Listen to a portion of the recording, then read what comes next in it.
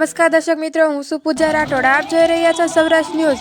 અમારા રિપોર્ટર ફતેપુરથી સતીશ રાઠોડ સાથે.